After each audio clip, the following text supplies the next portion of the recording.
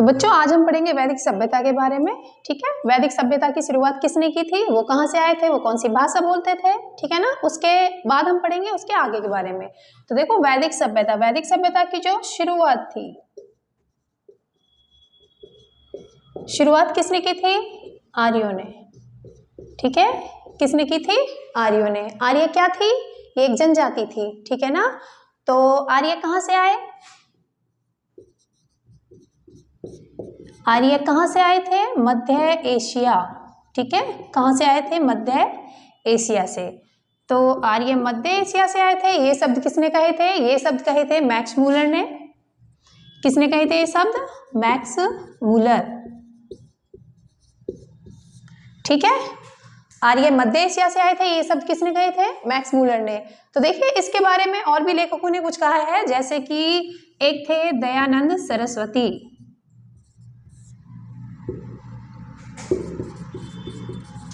तो दयानंद सरस्वती ने बताया कि ये कहाँ से आए थे, तिब्बत से। ठीक है, और बाल गंगाधर तिलक ने भी अपने शब्द कहे हैं।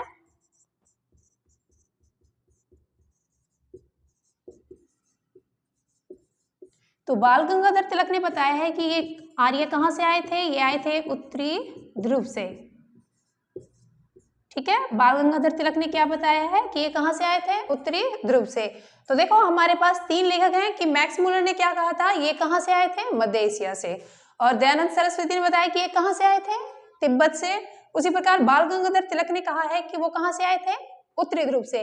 तो देखो बच्चों, जो आपको याद रखना है, जो एग्जाम में पूछा जाता है और जो सही है, ठीक है ना, तो वो क्या है कि कहाँ से आए थे, मध्य एशिया से आए थे। ठीक है, और यदि पूछा जाए कि आर्य मध्य एशिया से आए, ये शब्द किसने कहे, तो ये कहे थे मैक्स मूलर ने। ठीक है, अब देखिए ये आर्य कहाँ आकर बसे, तो ये भारत में कहाँ आकर बसे थे, पंजाब और अफगानिस्तान।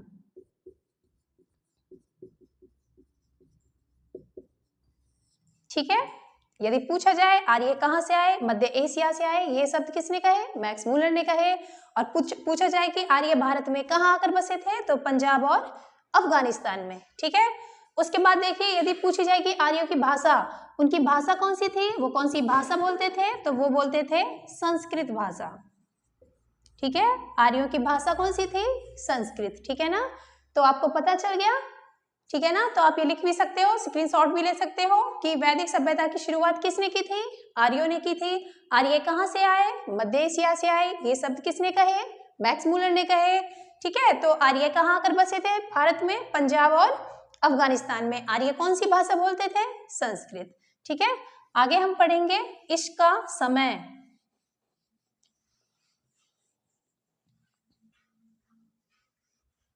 तो अब हम पढ़ेंगे आर्य सभ्यता, वैदिक सभ्यता का जो समय था, इसको वैदिक सभ्यता भी कहा जा सकता है, वैदिक काल भी कहा जा सकता है। तो वैदिक सभ्यता की जो टाइमिंग थी वो थी 1500 ईसा पूर्व से लेकर 600 ईसा पूर्व। ठीक है ना, तो ये क्या था, इसका समय था। ठीक है, यदि एग्जाम में जैसे सिंधु घाटी सभ्यता का समय पूछा जाता है, उसी प्रकार से वैदिक सभ्यता का भी समय पूछा जाता है। ठीक है, तो वैदिक सभ्यता या वैदिक काल का समय क्या है, 1500 ईसा पूर्व से लेकर 600 ईसा पूर्व। ठीक है ना, तो अब देखिए वैदिक सभ्यता को भी क्या है, दो भागों में बांटा गया था। एक है हमारा पूर्व वैदिक काल। ठीक है ना, वैदिक काल को दो भागों में बांटा गया, पूर्व वैदिक काल और दूसरा था उत्तर वैदिक काल। ठीक है, पूर्व वैदिक काल, उत्तर वैदिक काल। तो पूर्व वैदिक काल, जब वैदिक काल को अलग अलग भागों में बांटा गया तो उनका समय भी बढ़ गया। ठीक है, तो पूर्व वैदिक काल की जो टाइमिंग थी वो क्या हो गई, 1500 ईसा पूर्व से लेकर 1000 ईसा पूर्व। ठीक है ना, पूर्व वैदिक काल का समय क्या था, 1500 ईसा पूर्व से लेकर 1000 ईसा पूर्व।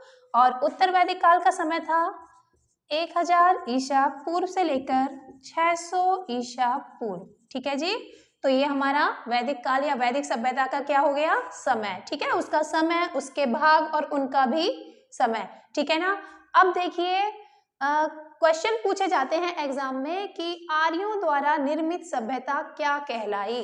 ठीक है, आर्यों द्वारा निर्मित सभ्यता क्या कहलाई? वैदिक सभ्यता। या क्वेश्चन को उल्टा करके भी पूछा जा सकता है कि आर्यों ने कौन सी सभ्यता विकसित की थी? वैदिक सभ्यता। ठीक है, या वैदिक सभ्यता किसके द्वारा निर्मित हुई? आर्यों के द्वारा। ठीक है ना, आपको क्वेश्चन दोनों तरीके से याद होना चाहिए।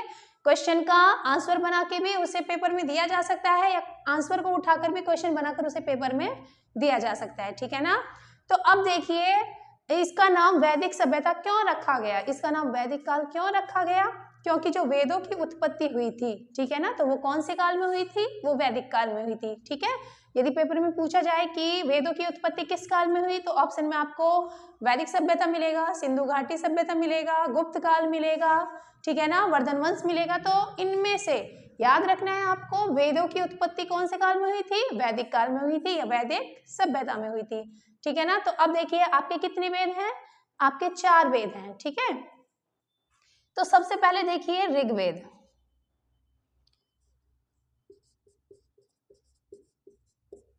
अब देखिए ऋग्वेद।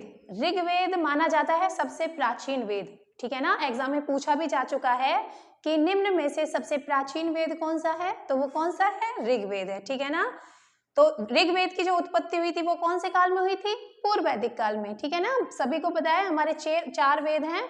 ठीक है ना, आप स्टार्टिंग से ही पढ़ते चले आ रहे हो कि वेदों की संख्या कितनी है? 4 है। नाम भी सभी को पता है, ऋग्वेद है, यजुर्वेद है, अथर्ववेद है, सामवेद है। लेकिन अब जो आपके एग्जाम में पूछे जाने वाली बातें हैं वो क्या पूछा जाता है? या तो पूछा जाएगा सबसे प्रथम वाला, या पूछा जाएगा सबसे अंतिम वाला। तो आपको इनकी सीरीज याद रखनी होगी। सबसे पहला वाला जो वेद है वो कौन सा है? ऋग्वेद। सेकंड वाला कौन सा है? यजुर्वेद। थर्ड वाला कौन सा है? सामवेद। ठीक है, और लास्ट का यानी अंतिम कौन सा है? अथर्ववेद। तो सबसे प्राचीन जो वेद है ऋग्वेद, उसकी उत्पत्ति कौन से काल में हुई? पूर्व वैदिक काल में। ठीक है, बचे कौन से? 3 बचे। तो सेकंड नंबर का है हमारा यजुर्वेद। ठीक है, तीसरे नंबर का है सामवेद, और चौथे नंबर का है अथर्ववेद। ठीक है ना, यहां तक बात समझ में आ गई? उसके भाग, ठीक है ना, उन भागों का भी समय, उनके अंदर जो वेदों की उत्पत्ति हुई है। ठीक है ना, और इसी कारण से, ठीक है ना, पूर्व वैदिक काल का दूसरा नाम भी है, वो क्या है? ऋग्वैदिक काल। तो देखिए कंफ्यूज नहीं होना है, पूर्व वैदिक काल के स्थान पर ऋग्वैदिक काल भी कहा जा सकता है। देखो अब आपको वैदिक काल का समय तो पता है, वैदिक काल का या वैदिक सभ्यता का समय पता है 1500 ईसा पूर्व से लेकर 600 ईसा पूर्व। यदि पेपर में पूछ लिया जाए कि ऋग्वैदिक काल का समय क्या है, तो आपको कंफ्यूज नहीं होना है। जो आपका समय है पूर्व वैदिक काल का, वही समय आपका किसका होगा? ऋग्वैदिक काल का। यानी कि पूर्व वैदिक काल का दूसरा नाम क्या है? ऋग्वैदिक काल। ठीक है ना, तो चलो मैं आपको अब वेदों के बारे में बता देती हूँ। तो वेद आपके कितने हैं? 4 वेद हैं। ठीक है ना, उत्पत्ति कौन से काल में हुई? वैदिक काल में हुई।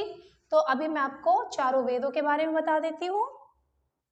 तो यहां से हम लेंगे वेद। ठीक है, और देखो एक चीज आपको और ध्यान रखनी है, वेदों की उत्पत्ति के समय वेदों की संख्या कितनी थी? 1 थी। ठीक है, ये बात आपको हमेशा याद रखनी है। बाद में उसको पढ़ने के लिए उसको 4 खंडों में बांट दिया गया था, और 4 खंड कौन से हैं? जिनको आप 4 वेदों के नाम से जानते हो। ठीक है, सबसे पहला कौन सा होगा? ऋग्वेद। ठीक है, दूसरा कौन सा है? यजुर्वेद। तीसरा कौन सा है? सामवेद। और अंतिम कौन सा है, यानी चौथा कौन सा है? अथर्ववेद। ठीक है ना, और देखो चारों वेदों को, जैसे पूछा जाता है महाभारत का प्राचीन नाम क्या है? जय संहिता। तो आपको याद रखना है चारों वेदों को क्या कहा जाता है? चारों वेदों को क्या कहा जाता है? संहिता। बहुत इंपॉर्टेंट क्वेश्चन है। ठीक है, आपको याद रखना है चारों वेदों को अन्य किस नाम से जाना जाता है? संहिता के नाम से। ठीक है ना, तो चलो बच्चों अब हम पढ़ेंगे ऋग्वेद, यजुर्वेद, सामवेद और अथर्ववेद का पूरा विवरण। ठीक है ना, इनमें से क्या क्या ऑब्जेक्टिव बनते हैं। ठीक है, तो सबसे पहले ऋग्वेद। तो ऋग्वेद के जो राइटर थे, ठीक है ना, ऋग्वेद के जो राइटर थे वो कौन थे? विश्वामित्र। ठीक है, ऋग्वेद के राइटर कौन थे? विश्वामित्र। ठीक है, फिर इसमें पूछा जाता है ऋग्वेद में मंडलों की संख्या। तो ऋग्वेद में मंडलों की संख्या कितनी है? 10। ठीक है, ऋग्वेद में यदि सूक्त पूछे जाए तो ऋग्वेद में सूक्त पूछे जाए तो 1028, ठीक है ना। ऋग्वेद में यदि ऋचाएं पूछी जाए तो ऋचाएं 10,462, ठीक है ना। अब देखिए ऋचाएं क्या होती हैं, ठीक है ना। वर्तमान समय में जो ऋचाएं हैं उनको हम क्या कहते हैं, मंत्र, ठीक है ना। और मंत्रों का उच्चारण कौन करता है, पंडित, ठीक है ना। तो उसी प्रकार से पहले मंत्रों को प्राचीन यानी वैदिक युग में मंत्रों को किस नाम से जाना जाता था, ऋचाओं के नाम से। और ऋचाओं का उच्चारण उस समय कौन करता था, होत्र, ठीक है ना। तो यदि पेपर में पूछा जाए कि ऋचाओं का उच्चारण करने वाला क्या कहलाता था, होत्र, ठीक है ना। ये सब कब की बात है, वैदिक काल की, ठीक है। तो टोटल जो ऋचाएं हैं यानी टोटल जो मंत्र हैं, तो टोटल मंत्र की संख्या कितनी थी ऋग्वेद में, 10,462। अब देखिए आपका जो महान मंत्र है, महान मंत्र कौन सा है आपका, सभी को पता है, आप बोलते भी हो, स्कूल की असेंबली में भी बोला जाता है, ठीक है ना। तो महान मंत्र कौन सा है आपका, गायत्री मंत्र। तो गायत्री मंत्र किसको समर्पित है ऋग्वेद में, सावित्री को, ठीक है ना। तो देखो ये भी पूछा जा सकता है कि जो महान मंत्र है आपका कौन सा है, गायत्री मंत्र है, कहाँ से लिया गया है, ऋग्वेद से, ठीक है ना। किसको समर्पित है, सावित्री को, ठीक है। और आप इसमें देखेंगे अब आगे श्लोक, कितने श्लोक किसको समर्पित हैं, ठीक है ना। तो इसमें आपके इंद्रदेव को कितने श्लोक समर्पित हैं, 250, ठीक है। और अग्नि को कितने श्लोक समर्पित हैं, 200, ठीक है ना। तो देखो इससे हटकर आपसे ऋग्वेद में से कोई भी क्वेश्चन नहीं पूछा जाएगा, ठीक है ना। मैं आपको फिर से एक बार रिवाइज करवा देती हूँ। देखो ऋग्वेद को किसने लिखा, विश्वामित्र ने, या फिर ऋग्वेद के राइटर कौन थे, विश्वामित्र। ऋग्वेद में मंडलों की संख्या कितनी है, 10। ऋग्वेद में सूक्तों की संख्या कितनी है, 1028। और ऋग्वेद में ऋचाओं की संख्या कितनी है, 10,462। वर्तमान में ऋचाओं को क्या कहा जाता है, मंत्र, ठीक है ना। वर्तमान समय में मंत्रों का उच्चारण कौन करता है, पंडित। और वैदिक युग में या वैदिक काल में इन मंत्रों का उच्चारण कौन करता था, होत्र, ठीक है। अब सबसे महान जो मंत्र है आपका गायत्री मंत्र, किसको समर्पित है, वो सावित्री को, ठीक है ना। किसने दिया था, सूर्य देव ने। कहाँ से लिया था, ऋग्वेद से। ये भी पूछा जा सकता है कि आपका जो महान मंत्र है वो कहाँ से लिया गया है, तो सबसे प्राचीन वेद से। और सबसे प्राचीन वेद आपका कौन सा है, ऋग्वेद, ठीक है। अब देखिए श्लोकों की संख्या, श्लोक इंद्रदेव को कितने श्लोक समर्पित हैं, 250। अग्नि को कितने श्लोक समर्पित हैं, 200, ठीक है ना। अब आगे हम पढ़ते हैं यजुर्वेद के बारे में, ठीक है। तो देखिए सबसे पहले यजुर्वेद को किसने लिखा था, यजुर्वेद के लेखक कौन है, इसके राइटर कौन है, तो वो है उद्रात्र, ठीक है ना। उनका क्या नाम है, उद्रात्र, ठीक है। जैसे कि देखो मैंने आपको पहले भी बताया था कि वैदिक सभ्यता किसके द्वारा निर्मित हुई, आर्यों के द्वारा, ठीक है ना। आर्य कौन सी भाषा बोलते थे, संस्कृत बोलते थे। तो जो ये नाम है आपको ये भी थोड़े अजीब से लग रहे होंगे, लेकिन ये संस्कृत के ही नाम हैं, ठीक है। तो यजुर्वेद को किसने लिखा, उद्रात्र ने लिखा।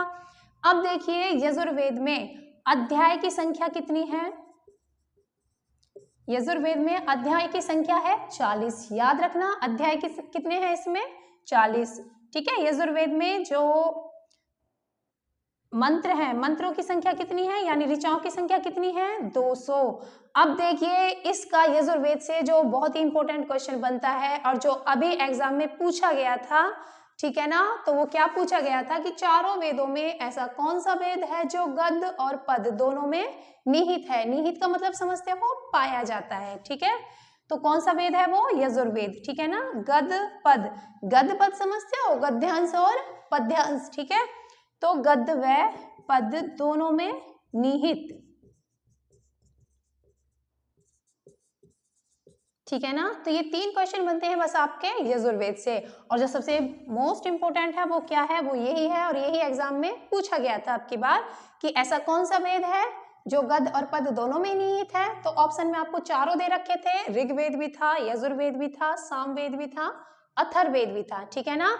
तो ऐसा कौन सा वेद है जो गद और पद दोनों में निहित है, वो यजुर्वेद है। किसने लिखा था, उद्रात्र ने लिखा था, ठीक है ना।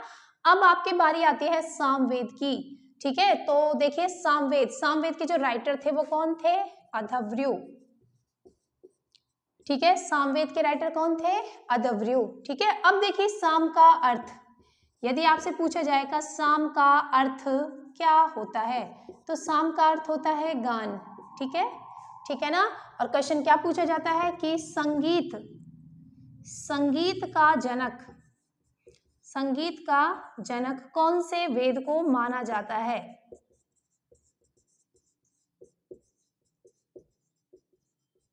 तो वो कौन सा वेद है?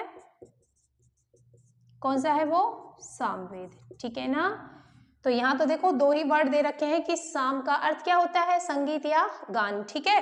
संगीत का जनक कौन से वेद को माना जाता है? तो वो कौन सा होगा? सामवेद, ठीक है ना। यही नहीं, इसके अलावा आपसे संगीत से रिलेटेड कोई भी क्वेश्चन पूछा जाता है और उसमें वेद का नाम पूछा जाए तो कौन सा वेद होगा? सामवेद होगा, ठीक है। उसी प्रकार से देखिए आपका जो अंतिम वेद है वो कौन सा है? अथर्ववेद, ठीक है। अथर्ववेद के जो राइटर थे वो कौन थे? अथर्वा ऋषि, ठीक है ना। उनका नाम क्या था? अथर्वा ऋषि, ठीक है। अब देखिए इसमें मंत्रों की संख्या कितनी है? इसमें जो मंत्र है वो है आपके 731 मंत्र। कितने हैं? 731। अब देखिए इसमें पद्यांश की संख्या कितनी है? इसमें पद कितने हैं? 6000, ठीक है ना। इसमें पद कितने हैं? 6000। अब देखिए अथर्ववेद में किसका विवरण दिया गया है या इसकी पहचान क्या है? इसकी पहचान है यानी अंधविश्वास। अंधविश्वास समझते हो? अंधविश्वास जैसे कि जादू है, टोना है, टोटका है, वशीकरण है इत्यादि, ठीक है ना। अंधविश्वास से रिलेटेड आपसे कोई भी क्वेश्चन पूछा जाता है और उसमें वेद का नाम पूछा जाता है तो वेद कौन सा होगा आपका? अथर्ववेद होगा। कौन सा वेद होगा? अथर्ववेद। मैंने दो ही चीज बताई है आपको। संगीत से रिलेटेड यदि कोई क्वेश्चन पूछा जाए तो वेद कौन सा होगा? सामवेद, ठीक है। और आपका अंधविश्वास से संबंधित कोई भी क्वेश्चन पूछा जाता है तो कौन सा वेद होगा? अथर्ववेद होगा, ठीक है ना। बाकी में जो ऑब्जेक्टिव बनते हैं वो बहुत कम बनते हैं, जैसे कि इसमें मंत्र। अब देखो मंत्र क्या ज्यादा जो चीजें हैं वो क्या पूछी जाती है? या तो सबसे अधिक या सबसे कम या सबसे प्रथम वाला या सबसे अंतिम वाला। तो देखो सबसे ज्यादा जो मंत्र पूछे जाते हैं, ऋचाएं पूछी जाती हैं, वो किसकी पूछी जाती हैं? ऋग्वेद की, ठीक है ना। और क्वेश्चन ये भी पूछा जाता है कि ऋग्वेद में सबसे अधिक किस चीज का उच्चारण किया गया है? तो सबसे अधिक अब देखो काउंटिंग ही देख लो, सबसे ज्यादा काउंटिंग में क्या दे रखा है? 10,462। और वो क्या चीज है? वो है आपकी ऋचाएं, ठीक है ना। तो ये आपके यहाँ से वेद आप इनके स्क्रीनशॉट ले सकते हो वेदों का। इससे अलग आपका कोई भी क्वेश्चन नहीं बनेगा, ठीक है। तो आगे हम करेंगे। अब देखिए ऋग्वेद, इसमें पूछा जाता है वैदिक काल में। अब हम बात करते हैं वैदिक काल का जो प्रशासन था वो कैसा था?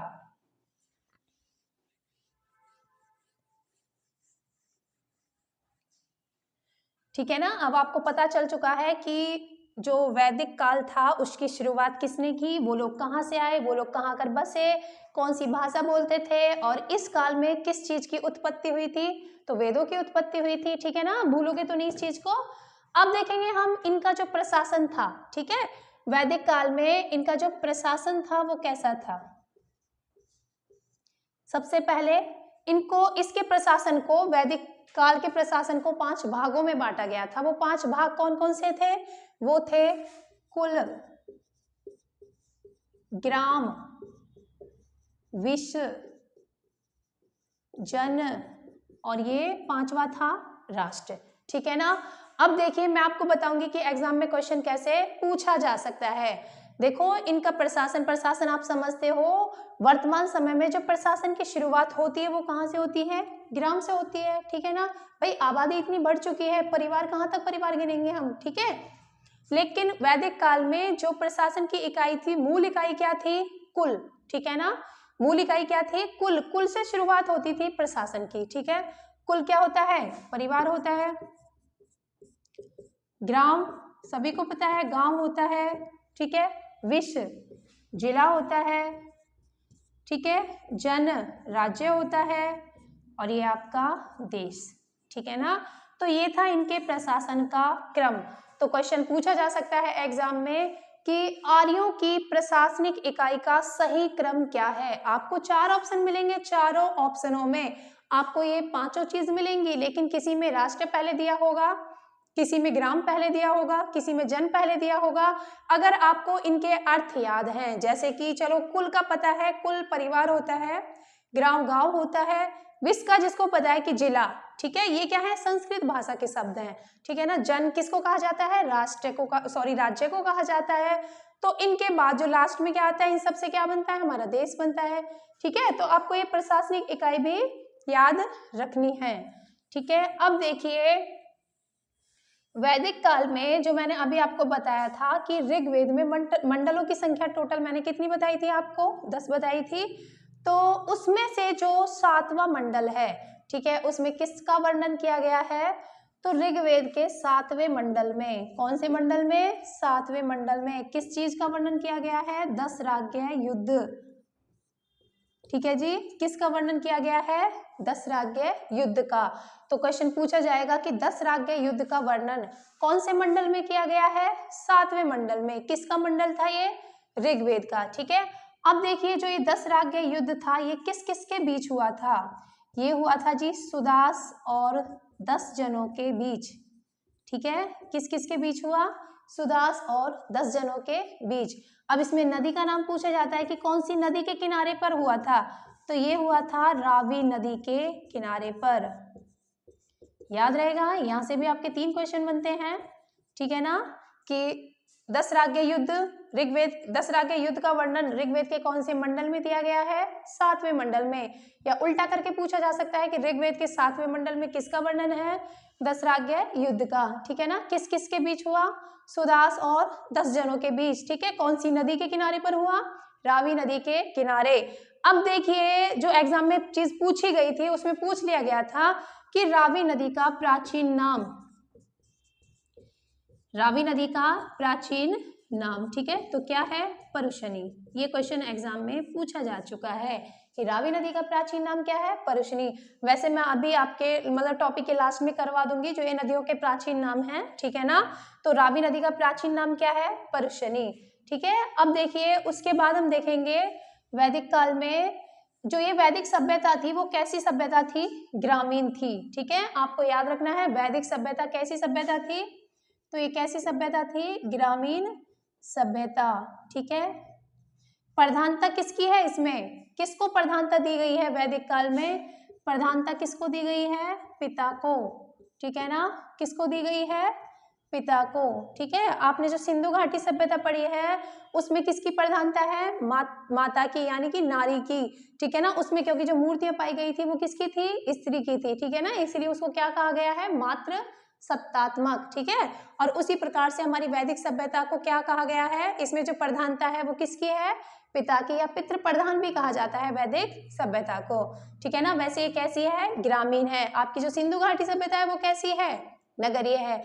अब देखिए इसमें जो एक क्वेश्चन पूछा जाता है कि वैदिक सभ्यता में कौन सी धातु की खोज हुई थी, तो कौन सी धातु को खोजा गया, लोहा।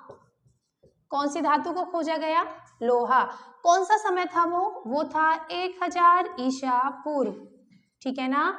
यानी कि मैंने आपको 2 काल बताए थे, पूर्व वैदिक काल, उत्तर वैदिक काल, ठीक है। पूर्व वैदिक काल का मैंने समय बताया था 1500 ईसा पूर्व से लेकर 1000 ईसा पूर्व, और उत्तर वैदिक काल का समय बताया था 1000 ईसा पूर्व से लेकर 600 ईसा पूर्व। अब उनके जो बीच का समय था 1000 ईसा पूर्व, उसमें मनुष्य ने क्या किया था, वैदिक काल के मानव जो था उसने क्या किया था, कौन सी धातु की खोज की थी, लोह धातु की खोज की थी। उससे पहले उनका जो मुख्य व्यवसाय था वो क्या था, पशुपालन, ठीक है ना।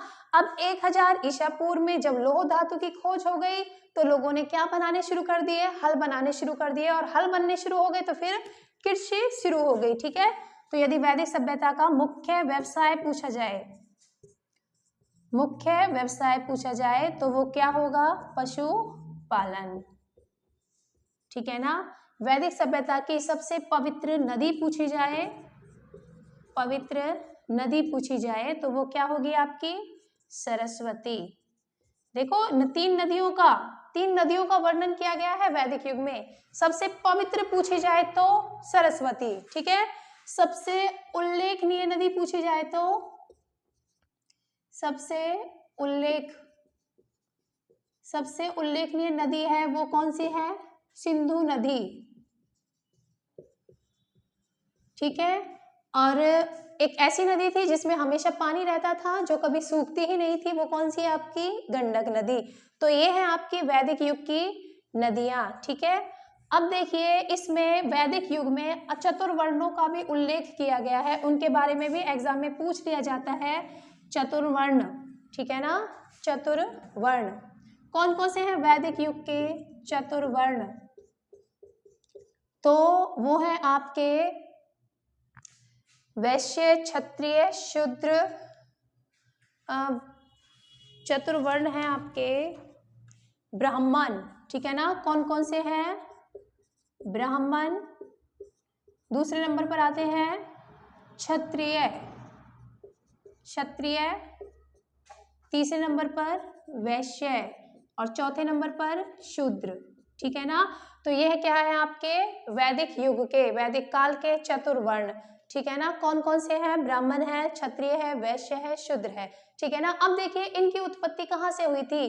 तो इनकी उत्पत्ति हुई थी, जैसे कि जो ब्राह्मण है ये कहाँ से आए? ये आए परम पुरुष के मुख से, ठीक है। क्षत्रिय कहाँ से आए? ये आए परम पुरुष के भुजाओं से, ठीक है। वैश्य कहाँ से आए थे? परम पुरुष की जांघों से।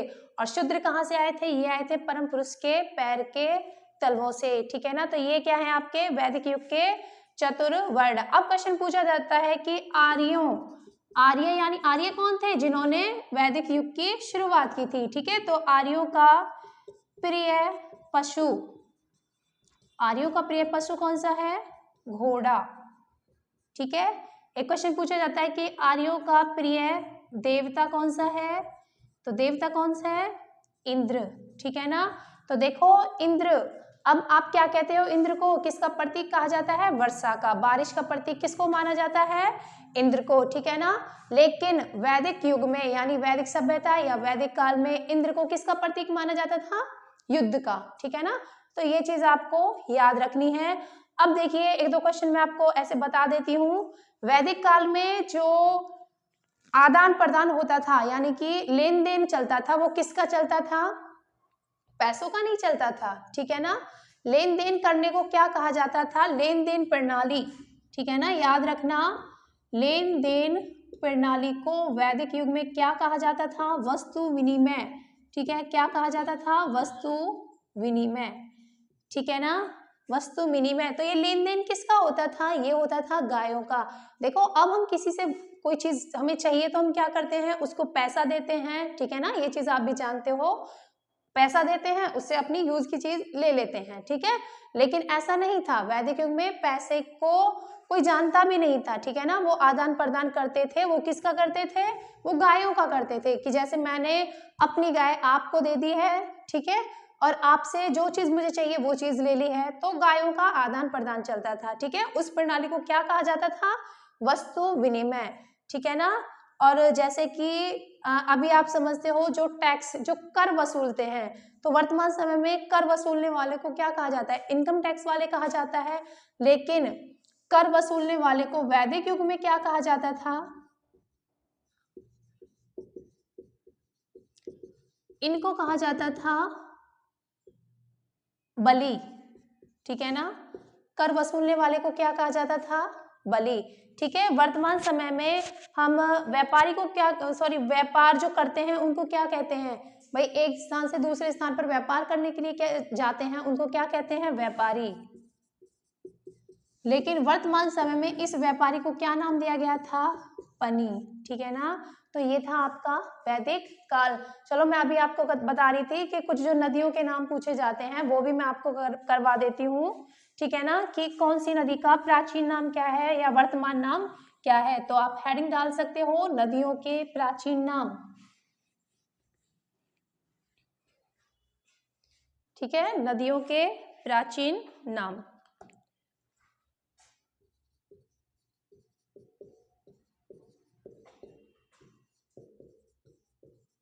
ठीक है, तो ये हेडिंग डाल देना आप, नदियों के प्राचीन नाम। जैसे कि पहली जो नदी है झेलम, ठीक है, झेलम नदी का प्राचीन नाम क्या है? वितस्ता, ठीक है। दूसरे नंबर पर है हमारी सतलुज, सतलुज नदी का नाम है प्राचीन नाम शतुर्दी, ठीक है, इसको शतुद्री भी बोला जाता है। आपको याद होना चाहिए, ऑप्शन में मिल जाएगा आपको। सतलुज नदी का प्राचीन नाम क्या है? शतुर्दी। ठीक है, एक है जी हमारी कुर्रम, तो कुर्रम नदी का प्राचीन नाम क्या है? कुंभा। कुर्रम नदी का प्राचीन नाम क्या है? कुंभा। ठीक है, नेक्स्ट है हमारी चिनाब। चिनाब नदी का प्राचीन नाम क्या है? अश्कनी। चिनाब नदी का प्राचीन नाम क्या है? अश्कनी। ठीक है, एक है हमारी व्यास नदी। व्यास नदी, ठीक है, व्यास नदी का प्राचीन नाम क्या है? विपाशा। ठीक है ना, व्यास नदी का प्राचीन नाम क्या है? विपाशा। एक है जी हमारी गंडक नदी। ठीक है, गंडक नदी, उसका प्राचीन नाम है सदानीरा। इसके बारे में मैंने अभी आपको जब मैं वैदिक युग पढ़ा रही थी तो उसमें बताया भी था कि वैदिक युग में एक ऐसी नदी थी जिसमें हमेशा पानी रहता था, ठीक है ना, जो कभी भी सूखती नहीं थी, तो उसका जो नाम था वो क्या था? सदानीरा। ठीक है, वर्तमान में उसे किस नाम से जाना जाता है? गंडक नदी। ठीक है, और एक है जी हमारी गोमल। गोमल नदी, जिसको हम क्या कहते हैं? गोमती।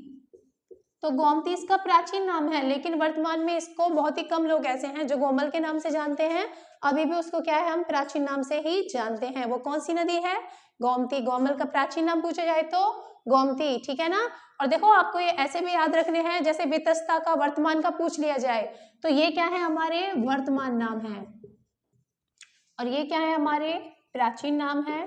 ठीक है ना, तो ये है आपकी प्राचीन नदी। और एक और बची है आपकी घग्गर। ठीक है ना, घग्गर नदी को जानते होंगे आप, इसको घग्गार। ठीक है ना, इसका जो नाम है वो क्या है? घग्गार, और इसका प्राचीन नाम क्या है? दृशधती।